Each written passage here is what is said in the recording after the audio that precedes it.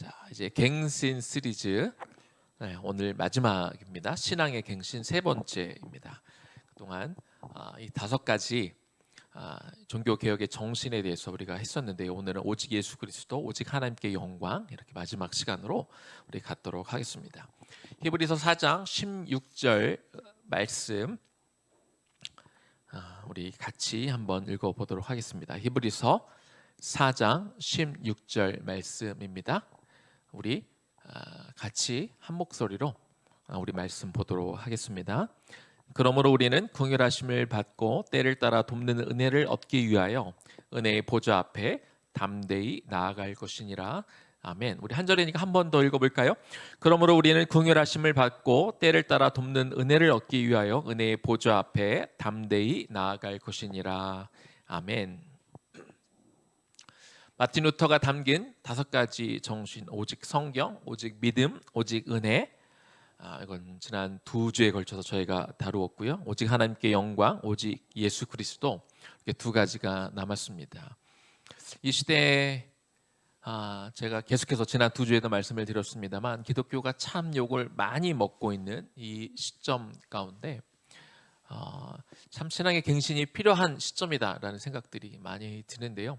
우리가 갱신해야 될 것들이 많이 있지만 먼저는 우리가 성도로서 개인 신앙을 우리가 갱신할 필요가 있는데, 그래서 뭔가 이전에 없었던 어떤 새로운 것들로 우리는 갱신할 수도 있겠지만 늘 우리가 알고 있던, 우리가 잘 알고 있는 가장 기본적인 것들을 다시 하는 것도 의미가 있을 것 같은 그런 마음으로 저희가 이 갱신 시리즈를 하고 있습니다. 그래서 오늘 오직 예수 그리스도 그리고 오직 하나님께 영광, 이 두 가지 주제를 가지고 말씀을 나누도록 하겠습니다. 먼저 오직 예수를 우리 같이 좀 말씀을 나누고자 합니다.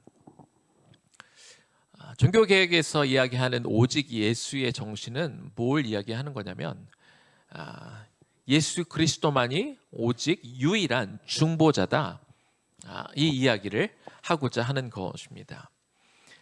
종교개혁자들이 오직 예수를 강조했을 때에는요, 그 당시에 하나님과 성도 사이에 예수 그리스도가 유일한 중보자가 아니었습니다.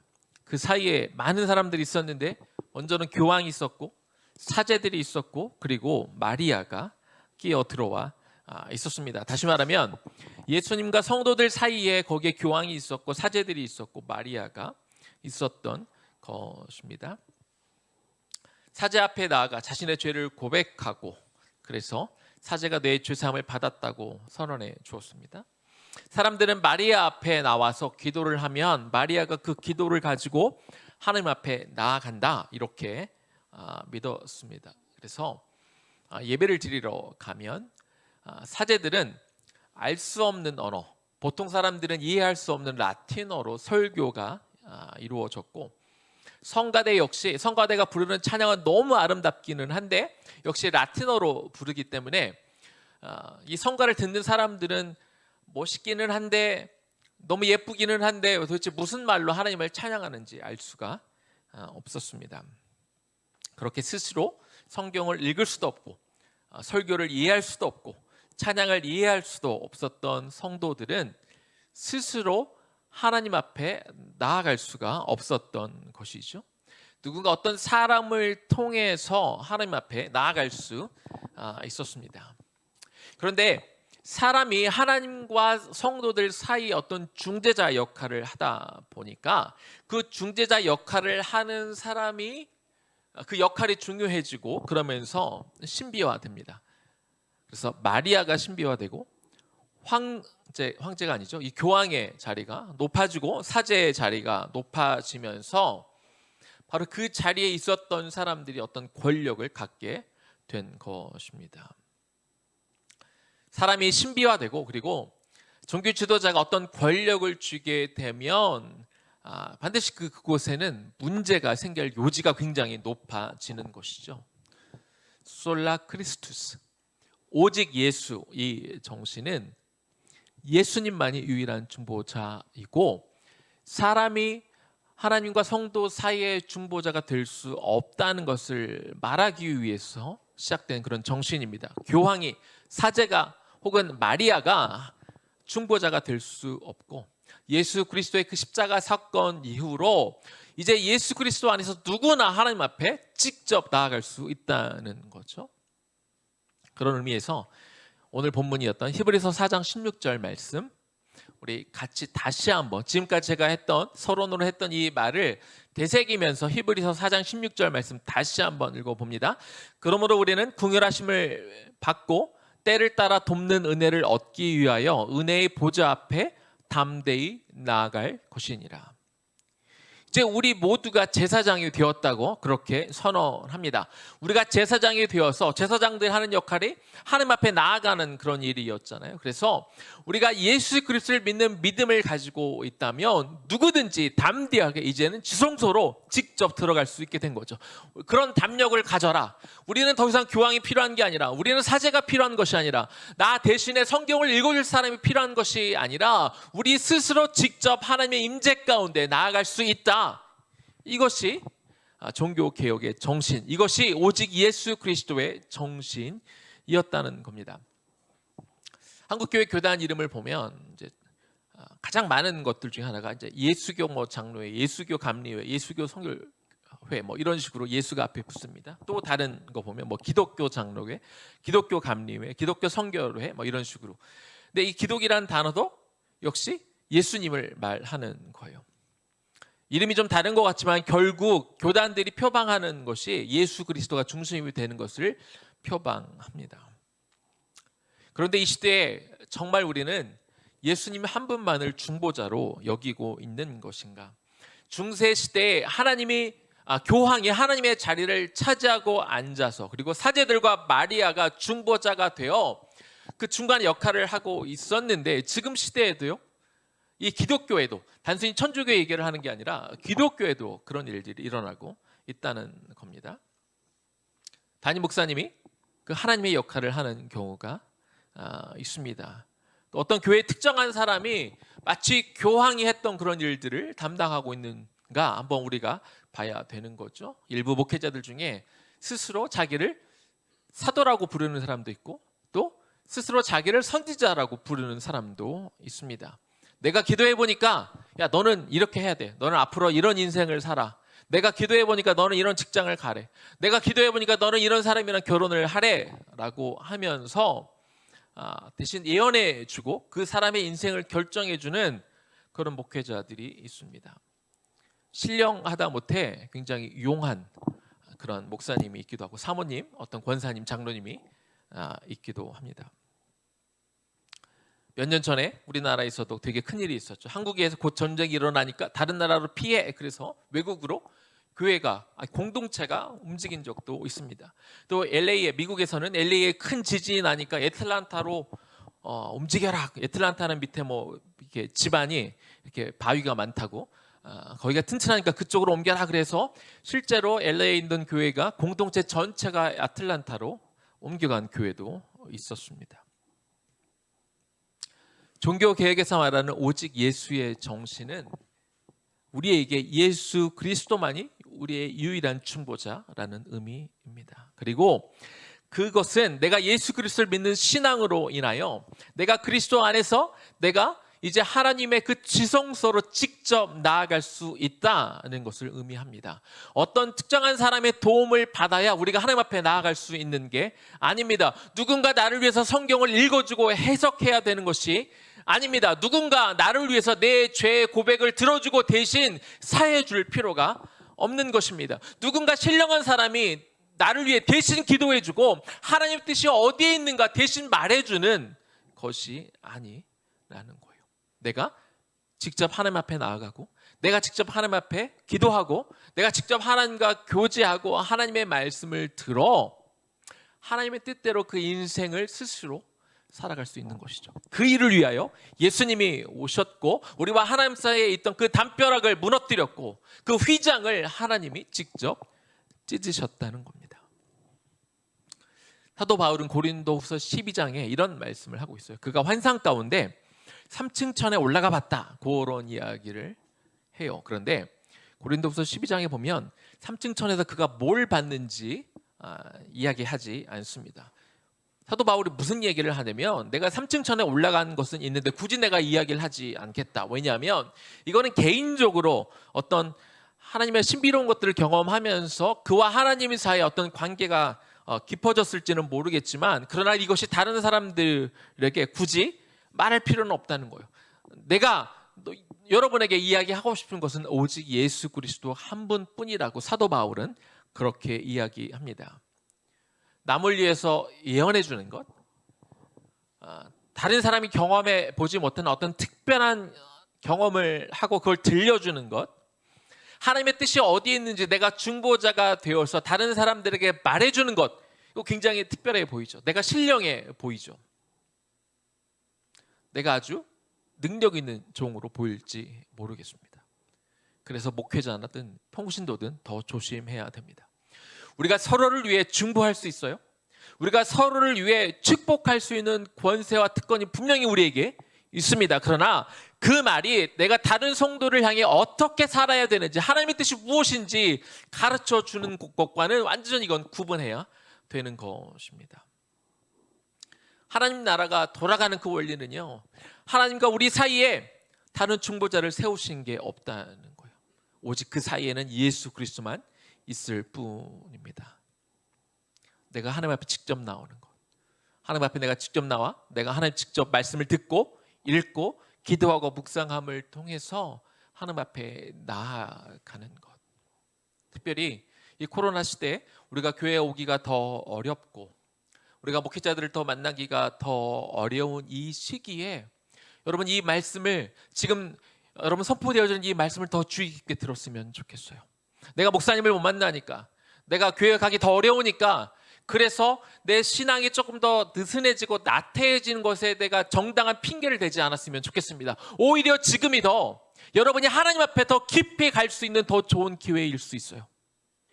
더 깊이 묵상하고 내가 더 말씀을 더 깊이 상고하면서 내가 하나님 앞에 더 무릎 꿇고 기도하면서 하나님과 더 가까워질 수 있는 기회가 지금 주어졌다고 볼 수 있는 것이죠. 그래서 여러분들 다른 핑계 대지 마시고 그걸 변명 삼지 마시고 이 기회를 하나님과 더 가까워지는 시간으로 오직 예수 그리스도의 정신으로 나아가는 저와 여러분 되기를 주님 이름으로 간절히 축원합니다. 두 번째, 마지막입니다. 오직 하나님께 영광을. 고린도전서 10장 31절 말씀에 이런 말씀이 있습니다. 그런즉 너희가 먹든지 마시든지 무엇을 하든지 다 하나님의 영광을 위해서 하라. 우리가 종교 개혁하면 가장 쉽게 떠올리는 게 뭐냐면 마틴 루터를 떠올리고, 그리고 마틴 루터가 했던 얘기, 이 면죄부를 팔아서 구원을 받는 것 대신 오직 믿음만으로 구원을 얻는다. 그래서 이신칭의, 오직 믿음에 의해서 구원을 얻는다라는 이신칭의가 아마 가장 떠오를 겁니다. 그런데 종교개혁의 정신은요, 물론 이신칭의가 중요한 부분이기는 하지만 이 신학의 교리를 확립한 게 종교개혁의 메인 정신은 아니라는 거예요. 종교개혁에서요, 가장 중요한 정신은 저는 이렇게 봤으면 좋겠어요. 오직 하나님께 영광을. 저는 이 정신이 가장 중요하다고 생각합니다.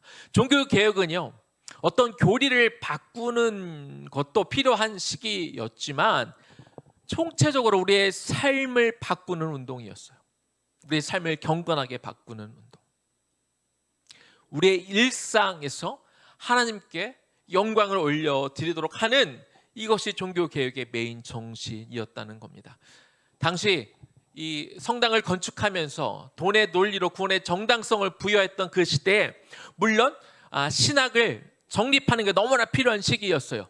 다른 걸로 구원을 받는 게 아니라 오직 믿음으로 구원을 받는다는 신학이 정립되어야 될 그런 시기는 분명하지만, 그러나 그것이 전부는 아니었다는 거죠. 오직 은혜, 오직 믿음으로 구원을 받으니까 다 됐어. 오직 은혜의 정신이 중요하니까 내가 어떤 죄를 짓든 하나님이 다 용서해 주실 거야. 이게 아니라는 거죠. 그것이 문제가 아니라 우리 일상생활 속에서 우리의 삶이 하나님 앞에 더 가까이 가는 것, 우리 삶이 더 신실해지는 것, 우리의 삶을 통해 교회에서뿐만 아니라 우리 일상의 생활에서 하나님께 다 영광 돌릴 만한 그런 삶을 살아가는 것, 이것이 종교개혁의 정신이었다는 겁니다. 예를 들어서 성적 타락을 정당화시키기 위해서 오직 은혜의 정신으로 그걸 다 덮을 수 없다는 겁니다. 종교 개혁자들은 오직 은혜의 정신을 외쳤지만 더해서 삶에서의 부패와 타락으로부터 철저하게 돌아서려고 했습니다. 초대형 이 성 베드로 성당을 지으면서 인류 역사상 가장 아름답고 화려한 상징적인 건축물을 지어 이걸 지어놓으면 하나님 앞에 영광을 올려드린다 라고 하면서, 근데 이 중간에 이게 경제적인 문제가 생기니까 이거를 면죄부를 판매하면서 이 문제를 해결하면서 어떻게든 성당만 화려하게 지으면 하나님 앞에 영광이 돌려질 거라 이렇게 생각을 했습니다. 그러나 종교 개혁자들은 거기에 동의하지 않았습니다. 만약 종교 개혁가들이 하나님 앞에 영광을 올려드리는 방식이 사람들의 눈에 보이는 화려한 어떤 건축물을 지어서 모든 사람들의 눈을 사로잡고, 야, 저 멋있는 건축물을 보니까 하나님이 살아계셔, 그렇게 그런 논리에 그들이 동의했다면 오늘날의 종교 개혁은 없었을 것입니다. 어떤 사람들이 저 멋진 건축물을 통해 하나님 앞에 영광 돌릴 수 있어 라고 말했을 때, 아닙니다. 오히려 저 건물이, 화려한 건물이 더 올라갈수록 도리어 하나님의 영광은 땅에 떨어지고 있습니다 라고 그들은 외쳤다는 겁니다. 그렇다면 우리가 오직 하나님 앞에 영광을 올려드려야 되는데 하나님의 영광은 어디에서 드러날까요? 첫 번째는요, 하나님의 영광은 먹고 마시는 일상에서 드러납니다. 골로새서 3장 16절 말씀을 봅니다. 또 무엇을 하든지 말이나 일이나 다 주 예수를 위해서 하고 하나님 아버지께 감사를 돌리라. 우리가 많이 들어본 말씀이죠. 우리가 뭘 하든지, 우리가 말을 하든지, 우리가 어떤 일을 하든지 다 주 예수를 위해서 하라, 이렇게 이야기하고 있습니다. 하나님 앞에 영광을 올려드리는 일은 어떤 종교적인 의식, 종교적인 행사를 통해서만 일어나는 것이 아니라 일상의 삶에서 우리가 먹든지 마시든지, 우리가 말을 하든지, 우리가 일을 하든지, 우리가 일상의 삶을 통해서 얼마든지 하나님 앞에 영광을 올려드릴 수 있다는 겁니다.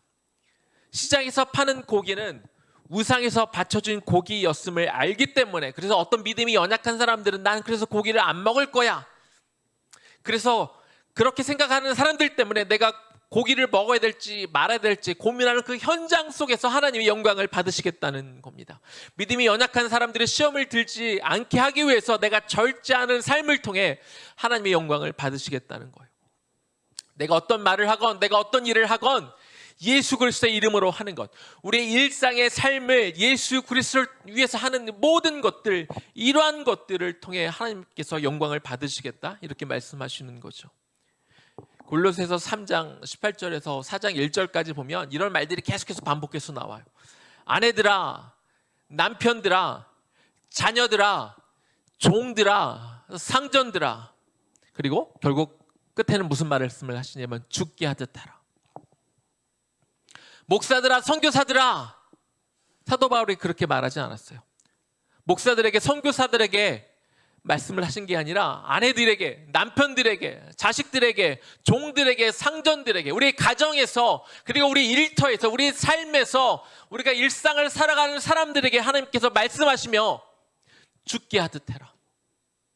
너희가 교회에서 어떤 일을 할 때 죽게 하듯 하라가 아니라 우리 일상에서, 가정에서, 우리 자녀들에게, 우리 부모들에게, 직장에서 우리 동료들에게, 내 직장 상사에게, 내 부하 직원에게 어떤 일을 할 때, 어떤 말을 할 때 죽게 하듯 하라, 이렇게 하나님이 말씀하고 있다는 겁니다. 여러분은 여러분의 가정에서, 여러분의 일터에서 하나님 붙여주신 사람들과 어떤 관계를 맺고 있습니까? 여러분의 남편들에게 정말 죽게 하듯 하고 있습니까? 여러분의 아내에게 죽게 하듯 하고 있습니까? 여러분의 자녀들에게 죽게 하듯 하고 있습니까? 혹은 여러분의 일터 가운데 여러분의 상사들에게 죽게 하듯 대하고 있습니까? 아니면 여러분의 아랫사람들에게 죽게 하듯 대하고 있습니까? 내 신앙의 깊이는 교회에 나와서 내가 어떤 직분을 행하고 있느냐, 어떤 봉사를 하고 있느냐, 얼마나 많은 헌금을 하고 있느냐, 물론 그 부분도 차지할 겁니다. 그런데 여러분의 신앙의 깊이가 어디서 드러나는지 아세요? 내가 내 남편을 어떻게 대하고 있는가? 내가 내 아내와 내 자식들을 어떻게 대하고 있는가? 여러분의 신앙의 깊이는 하나님이 어디서 판단하고 있냐면 여러분의 일터 가운데 여러분의 직장 상사를 여러분이 어떻게 대하고 있는가, 여러분의 직장 동료와 부하 직원들에게 어떻게 대하고 있느냐, 하나님은 그걸 보고 계신다는 겁니다. 거기에 여러분의 신앙의 깊이가 드러난다는 거예요. 교회에서는 누구나 다 잘해요. 교회에서는 누구나 다 열심히 해요. 교회에서는 누구나 다 겸손한 것처럼 이야기해요. 그러나 일상에서 여러분들이 지금 어떻게 사람들을 대하고 있고 어떤 자세로 일을 하고 있냐는 것입니다. 하나님 앞에 영광 돌리는 삶은 종교적인 범위 안에서만 화려하게 그럴듯하게 보여지는 그런 모습뿐만 아니라 하나님을 사랑하는 마음으로 여러분의 일상에서, 여러분 교회와 학교 혹은 교회와 일터, 교회와 가정 가운데 어느 곳에서 더 많은 시간을 보냅니까? 교회에서보단 다른 곳에서, 세상에서 더 많은 시간들을 보내는데 여러분들이 그곳에서 어떤 마음과 어떤 자세로 어떤 말을 하고 있느냐, 하나님이 그것을 가지고 여러분의 신앙의 깊이를 재고 계신다는 거예요. 베드로전서 4장 11절 말씀을 보니까 만일 누가 말하려면 하나님의 말씀을 하는 것 같이 하고 누가 봉사하려면 하나님이 공급하시는 힘으로 하는 것 같이 하라. 이는 범사에 보통 때 예수 그리스도로 말미암아 하나님이 영광을 받으시게 하려 함이니, 우리가 말을 할 때 단순히 교회에서 말을 하라는 게 아니죠. 봉사할 때 단순히 교회에서뿐만 아니라 가정이든 일터든 우리가 말을 할 때 하나님의 말씀을 하는 것 같이, 봉사할 때 하나님이 공급하시는 힘으로 우리가 범사에 우리가 그 일들을 감당할 때 하나님이 영광을 받으신다. 베드로전서 4장 11절에서 이런 말씀을 하고 있는 겁니다. 자, 그런데 이 말씀의 앞을 좀 볼까요? 베드로전서 4장 11절의 앞부분에 보니까 7절부터 봅니다. 7절에 이런 말씀이 있어요. 만물의 마지막에 가까워 왔으니, 만물의 마지막에 가까워 왔을 때 우리가 뭘 해야 돼요? 너희는 정신을 차리고 근신하여 기도하라. 마지막 때가 오면 우리가 정신 차려서 기도해야 됩니다. 그런데 이 베드로전서는 그게 다가 아니에요. 만물의 마지막, 지금 말세가 가까웠다고 했을 이때 우리가 해야 되는 일은 근신하여 기도하는 게 중요한데 8절도 보겠습니다. 무엇보다도 이 말세 때 무엇보다도 뜨겁게 서로 사랑할지니 사랑은 허다한 죄를 덮느니라. 마지막 때가 오면 뭐 하라고요? 뜨겁게 사랑하라. 그리고 이 주변에 여러분과 붙여준 사람들의 그 죄, 그들의 용서하지 못한 그 죄들을 용서해라. 그렇게 말씀하고 있습니다. 9절을 볼까요? 서로 대접하기를 원망 없이 해라. 말세가 되면 서로 대접하래요. 원망 없이 기쁜 마음으로 기꺼이 서로를 챙겨줘라. 그렇게 말씀하고 있습니다. 여러분, 마지막 때가 오면 뭘 해야 될 것 같아요? 아까 7절 말씀처럼 근신하여 기도, 중요합니다. 근데 마지막 때가 오면 기도만 하면 되는 게 아니에요. 골방에 가서 기도만 하고 예배만 드리고 찬송만 하고 말씀만 읽으면 될 것 같은데 그게 아니라는 거죠. 만물의 마지막 때가 오면 기도도 해야 되지만 뭐 하라고요? 뜨겁게 사랑해라. 허다한 죄를 덮어라. 서로 대접해라. 무슨 말을 하려거든 주께 하나님의 말씀을 하는 것 같이 하고 서로를 봉사해라. 서로에게 원망 없이 봉사해라. 섬겨줘라. 그렇게 말하고 있습니다.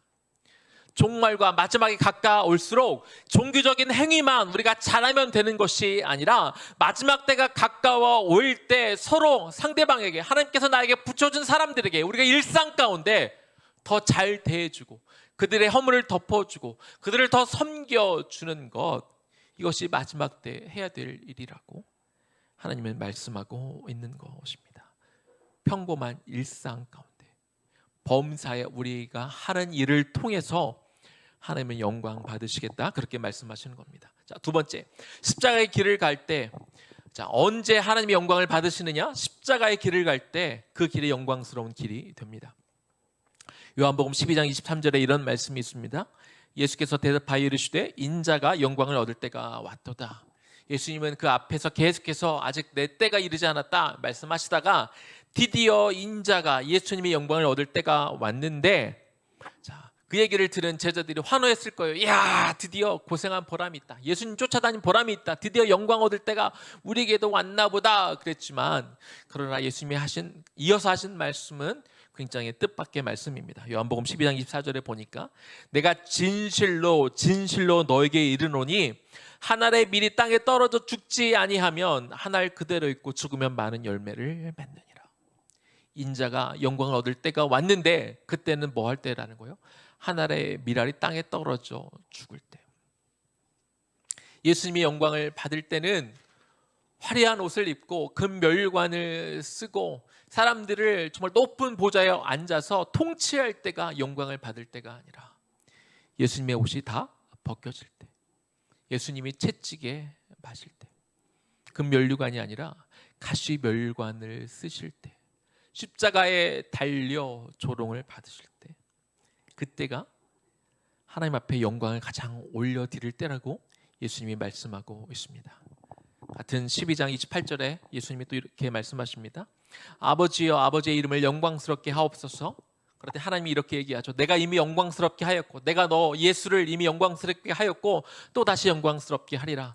네가 십자가에 달려 죽을 때 내가 또 한 번 너를 영광스럽게 하리라. 그렇게 말씀하시는 겁니다. 이 말씀을 하시기 전에 26절에 이렇게 말씀하십니다. 예수님이 말씀하세요. 사람이 나를 섬기려면 나를 따르리니. 지금 하나님 앞에 영광 돌리는 그 일에 대해서 이야기하면서 예수님이 앞으로 십자가에 달려 죽으심으로 하나님 앞에 영광을 올려드릴 텐데 너희들도 하나님 앞에 영광을 올려드리는 삶을 살아야 되는데 그러기 위해서 뭘 해야 된다? 사람이 나를 섬기려면 나를 따르리니. 너희도 하나님 앞에 영광 돌리는 그 삶을 살기 위해서 너희도 나를 따라야 된다. 뭘 하라는 겁니까? 너희도 하늘의 밀알이 되어 땅에 떨어져 죽을 수 있어야 된다는 거예요. 하나님 앞에 영광 돌리기 위해서 높은 자리에 가야 되는 게 아니라는 거예요. 그 자리에 가야만, 성공해야만, 좋은 대학교에 가야만, 내가 돈이 많아야만, 내가 좋은 아파트에 살아야만 하나님 앞에 영광 돌릴 수 있는 게 아니라는 거죠. 화려한 자리가 아니어도 좋다는 거죠. 왜? 십자가의 길을 가야 되니까. 너희가 나를 따라올 때, 내가 걸어간 그 길을 걸어갈 때 너희도 나와 같이 하나님 앞에 영광을 돌려드릴 수 있으니까. 세상의 수치를 받더라도, 세상의 비웃음을 받는다 할지라도 너희는 나의 길을 따라라. 그 좁은 길을 걸어라. 그럴 때 하나님께서 너희를 높은 자리로 세워주실 것이다. 너희 삶을 통해 하나님이 영광 받으실 것이다. 그렇게 말씀해 주는 것입니다. 성 베드로 성당을 짓는 일을 통해 하나님이 가장 영광을 받으실 거라고 당시 천주교에서는 그렇게 주장했지만 종교 개혁가들은 성 베드로 성당이 점점 올라갈 때 하나님의 영광은 점점 떨어지고 있었다. 그렇게 말하고 있었다는 것이죠. 이제 말씀을 마무리하겠습니다. 우리는 신앙의 갱신에 대해서 3주째 이야기하고 있습니다. 신앙의 갱신을 위해서 오직 예수. 우리는 꼭 누군가를 의지할 필요가 없습니다. 그게 목회자가 됐건 유명한 어떤 부흥사가 됐건 우린 그들의 신앙을 의존하는 것이 아니라 우리가 예수 그리스도를 믿는 믿음을 가지고 이제 우리가 제사장이 되었기 때문에 우리는 담대하게 하나님 앞에 직접 나아가면 되는 것이죠. 하나님의 말씀을 펴고 내가 묵상하고 내가 스스로 하나님 앞에 나와 침묵하며 하나님 앞에 기도할 때 하나님께서 여러분에게 말씀해 주실 거예요. 그리고 여러분의 어떤 모습, 있는 모습 그대로를 보여주시고 여러분들이 더 바뀌고 하나님 앞에 더 깊이 나올 수 있도록 하나님이 도와주실 것입니다. 더불어 하나님 앞에 영광 돌리는 그 삶, 우리가 교회에서만 할 수 있는 게 아닙니다. 어떤 높은 직분이 되어야만 할 수 있는 게 아니에요. 더 많은 시간을 보내고 있는 여러분의 삶 속에서, 여러분의 가정에서, 여러분의 일터에서 얼마든지 여러분 하나님 앞에 영광 돌리는 그런 삶을 살 수 있습니다.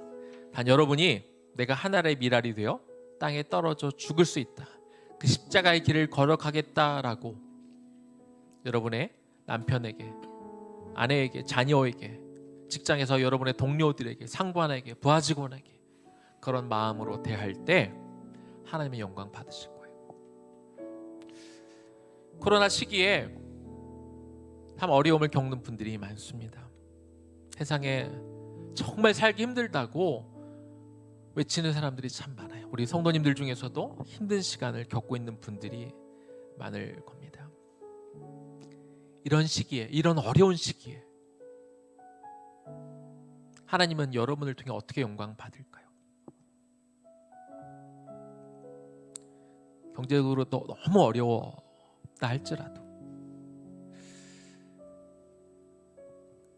내가 끝까지 정직하고 내가 끝까지 하나님 바라보고 하나님에 대한 신뢰를 내가 거두지 않을 때 내 통장은 비어가고 내 삶은 어려울지 몰라도 끝까지 하나님을 원망하지 않고 하나님 앞에 감사할 것들을 찾아 고백하는 그 삶의 그 자리를 보고 하나님은 여러분을 통해 영광 받으시는 거예요.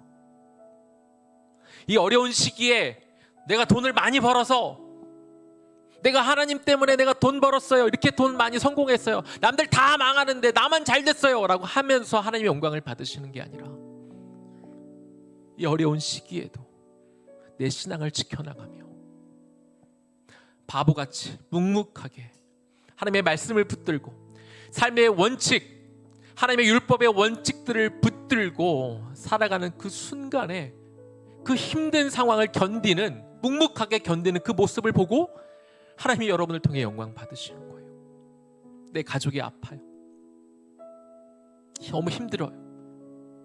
그래서 예전처럼 교회 와서 섬길 수가 없어, 교회 와서 많은 일을 할 수가 없어, 내 경제 형편이 너무나 어려워서 예전만큼 헌금을 못해, 내 마음은 하나님 앞에 마음껏 드리고 싶은데 못해.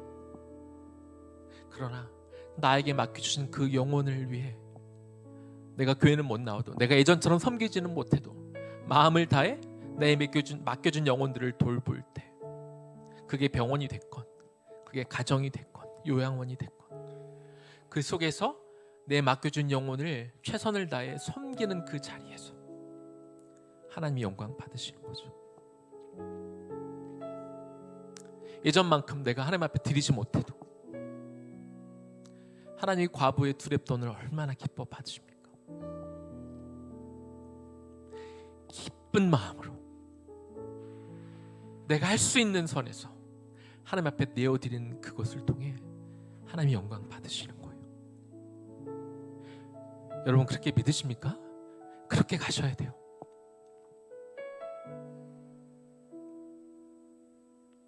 교회 못 나오니까, 예배 못 드리니까,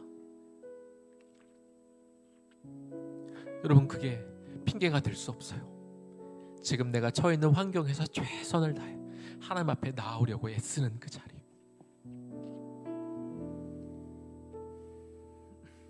손님이 없는 식당에 앉아 하나님의 말씀을 펴고 기도하는 그곳에서 내 아픈 부모님, 아내, 내 자식을 부여잡고, 비록 그곳이 교회가 아닐지라도 하나님 앞에 나와 이 한 영혼을 극진히 돌보는 바로 그곳에서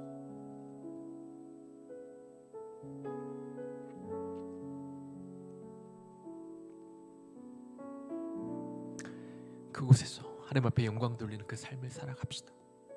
그렇게 각 개인이 비록 교회는 아니어도 그 자리에서 그런 삶을 살아갈 때 세상 사람들이 성도를 바라보는 그 눈길이 달라질 거예요. 태도가 달라질 거예요. 그래서 교회가 바뀌어야지. 예, 교회가 바뀌어야죠. 근데 여러분 각 개인이 교회잖아요. 여러분 한 명 한 명이 바뀌면 교회가 바뀌게 되어 있고 떨어진 하나님의 영광이 다시 세워지는 것이죠. 이렇게 우리의 신앙, 내 신앙을 먼저 갱신합시다. 그렇게 교회를 갱신해 나아갑시다. 그렇게 하나님 앞에 영광 돌리는 삶을 살아가는 저와 여러분 되기를 주님의 이름으로 간절히 축원합니다.